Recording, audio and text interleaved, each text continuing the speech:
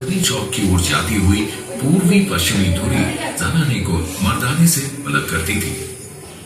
उत्तरी दक्षिणी धुरी और पूर्वी पश्चिमी धुरी दीवान आम में एक दूसरे को परस्पर विभाजित करती थी। उत्तरी दक्षिणी धुरी शाही भवनों को सार्वजनिक स्थानों से अलग भी करती थी।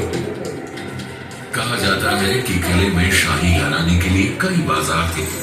इनमें से सबसे आलीशान था छत्ता बाजार।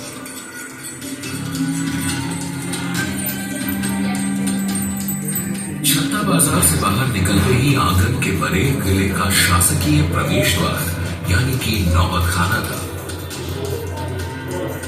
नौबत खाना से होते हुए दीवान आम के दरबार में प्रवेश किया जाता था।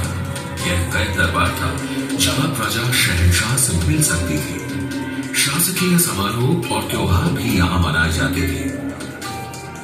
दीवान आम से आगे किले के सभी हिस्सों में शाही परिवार के अलावा किसी का भी प्रवेश वर्जित था।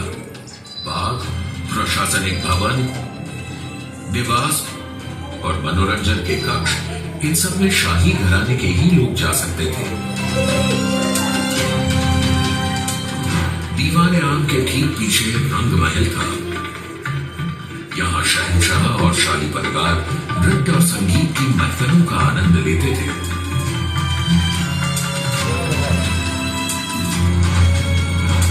रंग महल के बाईं ओर खास महल था जो बादशाह के निजी आराम और मुलाकात का महल था।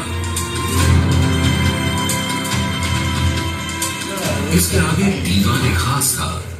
यहाँ शहंशाह अपने मंत्रियों से दरबार के मामलों पर परामर्श किया करते थे। और यही था हिंदुस्तान का प्रसिद्ध सिंहासन तख्ते ताऊस।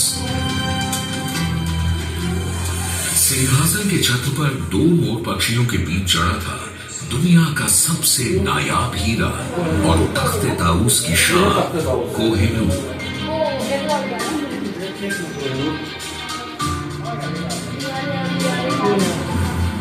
बादशाह के निवास के बगल में खूबसूरत हमाम था जो खास शाही परिवार के आदमियों के लिए था। पूरे लाल किले के खूबसूरत भवनों में और साथ ही हयात बख्श बाग, मेहताब बाग, सावन भादों और मुमताज महल में यमुना का बेहतरीन पानी नहर बहिश्त या स्वर्ग की धारा में बहता था। 200 वर्षों तक लाल किले ने कई आक्रमणों का सामना किया और मुगलिया सल्तनत और पूरे हिंदुस्तान का दिल बनकर मजबूत खड़ा रहा। लेकिन 1857 में अंग्रेजों ने आजादी की पहली लड़ाई के जवाब में किले पर धावा बोल दिया। किले की लगभग 80% इमारतों को नष्ट कर दिया गया और उनकी जगह ले ली अंग्रेजों की बैरकों ने।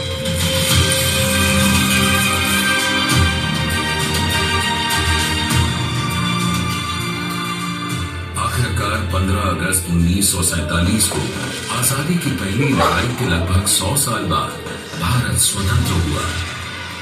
इस ऐतिहासिक अवसर पर लाल किले की प्राचीर से देश के प्रधानमंत्री ने पहली बार भारतीय तिरंगा फहराया। तब से आज तक हमारे देश की एकता का प्रतीक बनकर यह लाल किला गर्व से खड़ा है।